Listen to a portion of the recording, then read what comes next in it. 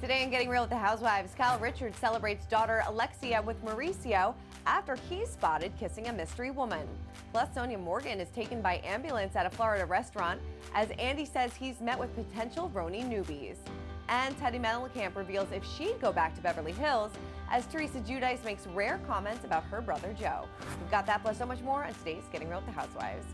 Everyone, and welcome to Getting Real with the Housewives. I'm Christina. Lots of big news to get to, so let's get right into it. Starting with Kyle Richards, because she was a proud mom at her daughter Alexia's engagement party. The Real Housewives of Beverly Hills star took to Instagram to share some pictures from Alexia's special occasion, which included a reunion with some of her closest allies from the Bravo reality show. She posed for a picture with the bride-to-be, as well as Derick, which is interesting to see, and Teddi Mellencamp and Lisa Rinna. Fellow Beverly Hills star Bozeman St. John noted that she couldn't attend, commenting, "Oh, I wish I could have been there last night." Her Auntie Boz is sending massive hugs, congrats all the way around, while her other co-star Erica Jane left a heart emoji on Kyle's post. Interesting to definitely see Derick there, since we weren't really sure where their relationship stood following the reunion, since everything was kind of so strained last season. So it's nice to see that they maybe are on the fast track back to friendship. And seeing her there and Derick there with Teddi, because I know that they haven't really spoken all that much since Teddi's diagnosis, but it seems like everybody had a really nice time and we're all there celebrating Alexia's engagement. And this all comes after Mauricio is actually spotted kissing or getting cozy with a mystery woman. So images were obtained by People magazine, and Mauricio was seen kissing this identified woman while out in Los Angeles, and this was just one night prior. So the outlet noted that Mauricio was initially seen walking hand in hand with the woman before offering her his jacket, which she wore around her shoulders. At that point, he leaned in for a kiss before a photo captured him lifting the woman up by her backside to wrap around her waist. So it seems like, Mauricio is moving on. Kyle, we don't really know what her relationship status is at the moment, but they have yet to file for divorce, but they're still spending a lot of time together as a family. So it seems like they're definitely not getting back together, but at least that they are doing a good job co-parenting and being there for their daughters. All right, moving on over to Sonja Morgan. Now, she was taken away in an ambulance from a Florida restaurant. According to footage obtained by TMZ, she appeared upset and emotional as she spoke to police officers at Echo in Palm Beach. And this was prior to being taken away in the vehicle. Per TMZ's report, Sonja spoke to the police officers, fire personnel, as well as a restaurant staff for about 15 minutes before she was loaded into the back of an ambulance on a stretcher. According to the outlet, Sonja had initially called an ambulance after someone else at the restaurant fell. So following the incident, Sonja received a trespass warning. This was according to documents that were obtained by TMZ from the Palm Beach Police Department, and also showed that she refused to sign the warning. Us Weekly reached out to Sonja for comment, but it seems like this is a very convoluted story. Like, she was the one that initially called the ambulance. She was then taken away, so we don't really know the full details yet, but as soon as we know, we will definitely let you know. All right, well, Andy Cohen is assuring Bravo fans that RHONY is not canceled, saying on his radio show, "We are between seasons on The Housewives, but what's so interesting is last week when I was here, the Bravo execs met with 10 potential new Real Housewives of New York." In simpler terms, Andy explained that Bravo is currently in the casting process between seasons and added that it's heavily underway. He said, "That's why nothing has been announced, so I don't know what to say. It's really odd. It just keeps going on and on, so there you go." Well, there you go. Potentially 10 new RHONY ladies, so it seems like maybe they are doing a full cast rehaul. I'm not really sure.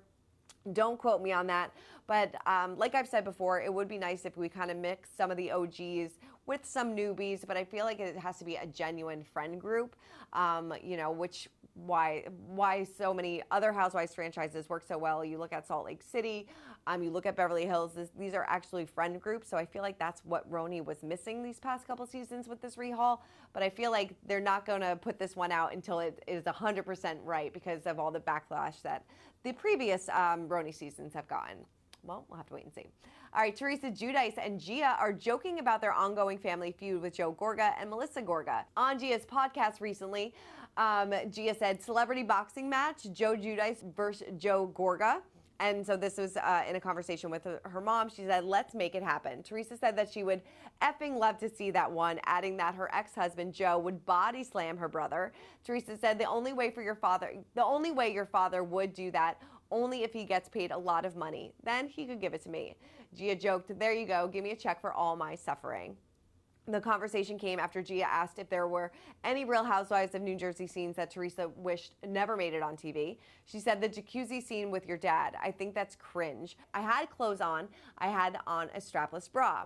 Now that episode in question aired during season 5 back in 2013 after Joe Gorga and Joe Giudice got into a physical altercation during their family retreat. Who could forget that? Teresa said that was like after the fight with your dad and my brother. She said after he flipped him over, should have flipped him out the window. Teresa made these rare comments about her brother on the podcast episode, claiming that Joe was the one who reignited their feud in recent years, saying, my brother is the one that brought Louis on the show, referring to her now husband, who made his first appearance back in 2021. Said, could you imagine if Louis' family did this to me? I would be so upset. I do feel guilty about that. My family member did this to the person I love. There's no coming back from that. Well, there you go. There is no coming back for that. They are never going to be on good terms again. That ship has sailed, I think, for both sides of the family. But it is always fun for Teresa to kind of look back. Life was so different when she was married to Joe Giudice, but yeah, it seems like there's too much hurt on both sides. Well, Teddi Mellencamp is navigating a divorce and battling cancer, but she would consider going back in front of the Bravo cameras. So during a recent episode of her Two Teas in a Pod podcast, fellow housewife Dolores Catania asked Teddi the burning question, are you coming back to the Real Housewives of Beverly Hills next season? Well, Teddi laughed before replying, I have no idea, no clue. Dolores then kind of buttered Teddi up a little bit by hinting that they could use her on the show, but Teddi continued to play coy, saying, I plead the fifth.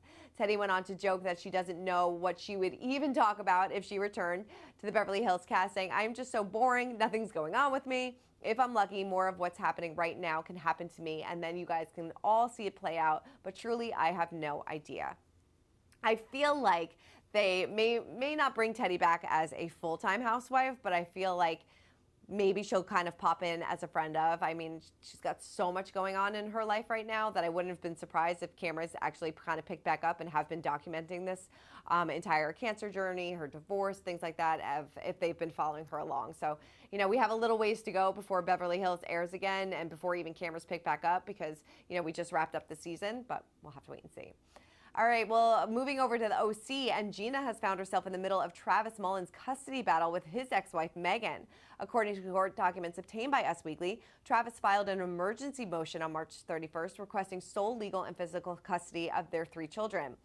It said in the documents, after all the time, energy, and expense Megan and I have gone on to in seeking workable custody orders, Megan's behavior continues to undermine my custodial time and attempt to alienate the children from me.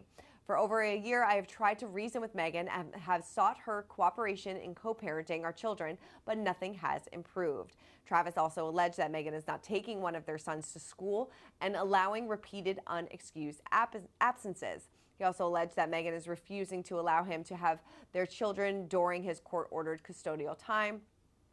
She refused to give her current address and ignores his attempts to contact her via Talking Parents, which is an app that they use for their communications. So this is just getting really nasty. I mean, we saw last season that this really put a strain on her relationship. She's saying that Megan's saying that she wants balance in all of this, and she wants fairness and safety for their children. She said that their children have repeatedly reported to her that they are afraid of their father and his girlfriend, Gina, and all 3 children told apparently Megan that Gina speaks negatively about her and creates tension in the household. So this is going to continue to get ugly. They have been separated for quite some time, and I know that they're both trying to move on, and Gina wanted to move on.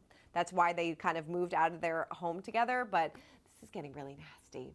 All right, well, Heather Dubrow is addressing claims that she and husband Terry Dubrow donated a significant amount of money to Yale so that her daughter could attend the coveted Ivy League school.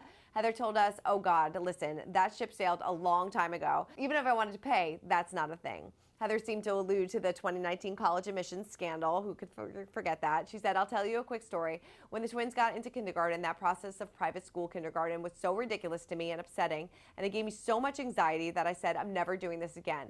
So I told all the kids when they got into high school, if you want choices, study, and here's your guidance counselor, and do your best. I'll be your cheerleader, but I'm not fighting with you. This is your life. It's up to you. And that's exactly what we've done. I love that. I think that's fantastic. You know, it's very cutthroat, and I'm sure, you know, they just want their children to succeed, but it's nice that she kind of gave them the reins.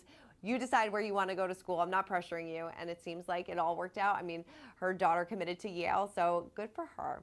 All right, well, that is it for this week's episode of Getting Real with the Housewives. Lots of big news that we kind of ran down this week. Let me know in the comments which housewife story you are most excited about. And so keep commenting, keep subscribing, and I'll see you next week.